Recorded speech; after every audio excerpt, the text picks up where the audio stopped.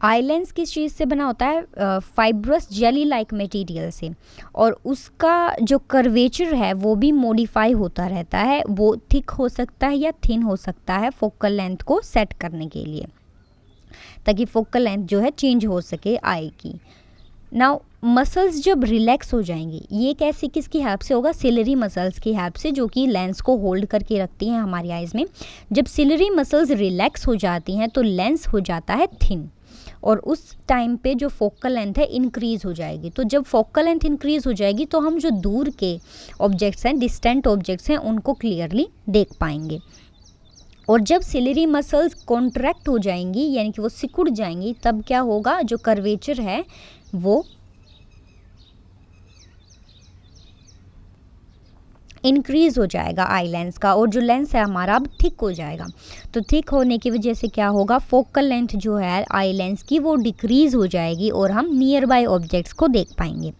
यानी कि जब लेंस का कर्वेचर डिक्रीज हो रहा है, सिलरी मसल्स एक्सपेंड हो रहे हैं, तो फोकल लेंथ क्या हो रही है? इंक्रीज हो रही है, और हम दूर के ऑब्जेक्ट्स को देख पा रहे हैं।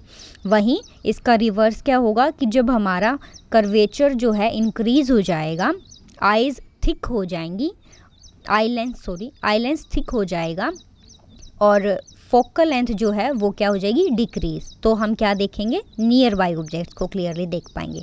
लेकिन आइज़ की एक एबिलिटी होती है कि वो कितना एडजस्ट करता है फोकल लेंथ को। इस एबिलिटी को क्या कहते हैं? अकोमोडेशन। और जो नियर बाय ऑब्जेक्ट्स को देखने की पावर है वो लिमिटेड है। फोकल लेंथ जो हम एडजस्ट कर सकते हैं, that can not be decreased below a certain limit, और ये लिमिट क्या होती है? 25 सेंटीमीटर्स। अगर हम 25 सेंटीमीटर्स से नज़दीक लेके आएंगे किसी भी ऑब्जेक्ट को, तो वो ब्लर हो जाएगा, क्लियर इमेज उसकी नहीं बन पाती है। तो उसका जो फोकल लेंथ है वो इससे कम नहीं हो सकता आई लेंस का। इसे ये जो मिनिमम डिस्टेंस है in which object can be seen most distinctly without any strain and with clarity, इसे हम क्या कहते हैं? Least distance of distinct vision, या फिर इसे कहते हैं near point of the eye. एक अडल्ट पर्सन के लिए नॉर्मल विजन जिसकी होती है उसका नियर पॉइंट होता है 25 सेंटीमीटर्स। अगर आप कोई बुक रीड कर रहे हो और उसे ज़्यादा नज़दीक लेके आते हो आँखों के पास, 25 सेंटीमीटर से अगर हम कम डिस्टेंस पे लेके आएँ, तो क्या होगा?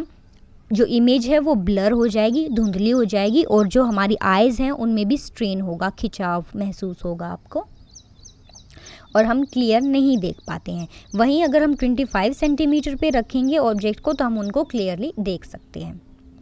जो फार पॉइंट होता है अब आइज़ का, वो होता है इन्फिनिटी पे। हम कितनी ही दूरी पे देख सकते हैं, डिपेंडिंग अपॉन हाइट जहाँ पे हम खड़े हैं, तो हम जहाँ तक देख सकते हैं वो होती है इन्फिनिटी। सो फार पॉइंट इन्फिनिटी होगा और नियर पॉइंट होगा 25 सेंटीमीटर। सो जो डिस्टेंस हमारा है, जो रेंज हमारी आइज़ के जिसमें हम क्लियर देख सकते हैं, वो क्या है? Between 25 centimetre and infinity. अब कई बार जो हमारा क्रिस्टलाइन लेंस होता है उसमें क्या हो जाता है? वो थोड़ा मिल्की एंड क्लाउडी हो जाता है, धुंधला हो जाता है। ये ज़्यादातर होता है ओल्ड एज पीपल के साथ, और ये जो कंडीशन होती है इसको कहते हैं हम कैटरैक्ट। कैटरैक्ट में आइज़ हो जाती हैं मिल्की एंड क्लाउडी। इसकी वजह से हमारा पार्शियल भी हो सकता है या फिर कंप्लीटली भी लॉस ऑफ विजन हो सकता है। यानी कि हो सकता है हमें कुछ अमाउंट में दिखे, या हो सकता है कंप्लीटली ही ना दिखे। अब इस कैटरैक्ट जो हमारा डिफेक्ट है, इसे हम सर्जरी से रिस्टोर कर सकते हैं। कई बार कुछ लेंस भी यूज़ किए जाते हैं इसको करेक्ट करने के लिए। Now there arises a question, why do we have two eyes for vision and not just one? एक आँख क्यों नहीं, हमारे पास दो आँखें क्यों हैं? बहुत सारे एडवांटेजेस हैं दो आँखें होने के। हमें एक वाइडर व्यू मिलता है, हम ज़्यादा एंगल तक देख सकते हैं। अगर एक आँख हो तो हम हॉरिजेंटल फील्ड को 2 डायमेंशन में देख सकते हैं 150 डिग्री सेल्सियस पे, 150 डिग्री पे। लेकिन जब हमारे पास दो आँखें हैं तो हम 180 डिग्री तक देख सकते हैं। आप देखोगे कि आप अपने दोनों शोल्डर्स तक देख सकते हो। अगर आप आइज़ को लेफ़्ट और राइट में टर्न करके देखोगे तो आपकी जितना शोल्डर्स होते हैं वो 180 डिग्री बनाएंगे, हम वहाँ तक देख सकते हैं। जबकि अगर आप एक आंख बंद कर लोगे तो आप देखोगे कि आप शोल्डर तक नहीं देख पाते हो, तो आप 150 डिग्री ही देख सकते हो। नाउ जो आइज़, दो आइज़ का फिर क्या फ़ायदा हुआ, दे एनहांसेस और they gives a wider field of view. Now अगर हम एक आंख से देखें तो हमें 2 डायमेंशनल ऑब्जेक्ट्स ही दिखाई देते हैं, लेकिन अगर हम दोनों आंखों से देखें तो हमें 3D विजन देखने को मिलता है। हमारी दोनों आइज़ जो हैं वो अलग इमेजेस को देखती हैं, एंड जब दोनों आइज़ अपना सिग्नल ऑप्टिक नर्व से के थ्रू ब्रेन तक पहुंचाती है, तो ब्रेन दोनों इमेजेस को कंबाइन करके एक इमेज की फॉर्मेशन करता है। जैसा कि आपने देखा होगा 3D मूवीज़ में भी आप देखते हो कि 2 इमेजेस होती हैं और दोनों को एक दूसरे पर ओवरलैप किया जाता है, तब हमें एक क्लियर 3D व्यू देखने को मिलता है। ऐसा ही हमारी आइज़ के अंदर भी होता है।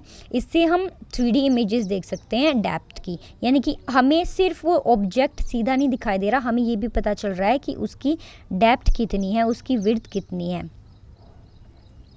कुछ अब एनिमल्स ऐसे होते हैं जो कि हमसे भी ज़्यादा वाइडर व्यू देख सकते हैं। ये वो एनिमल्स होते हैं ज़्यादातर जो कि प्रे होते हैं, यानी कि शिकार होते हैं। ये एबिलिटी उनको खुद को प्रोटेक्ट करने के लिए दी गई है। हमारी आइज़ हमारे हेड के फ्रंट में प्रेजेंट होती हैं, सामने वाले हिस्से पे, लेकिन इन एनिमल्स की जो आइज़ होती हैं वो अपोजिट हिस्से पे प्रेजेंट होती हैं, जैसे साइड में प्रेजेंट होती हैं। सो ये हमसे भी ज़्यादा देख सकते हैं, वाइडर व्यू देख सकते हैं। जैसे कि एग्जाम्पल के लिए कैमेलियन जो होता है उसकी आइज साइड में प्रेजेंट होती हैं बजाय कि फ्रंट के, एंड वो आउल होता है वो भी उसकी आइज़ जो कैमेलियन होता है उसकी आइज़ रोटेट भी होती हैं। सो वो हमसे ज़्यादा वाइडर व्यू देख सकता है एज़ कंपेयर टू ह्यूमंस।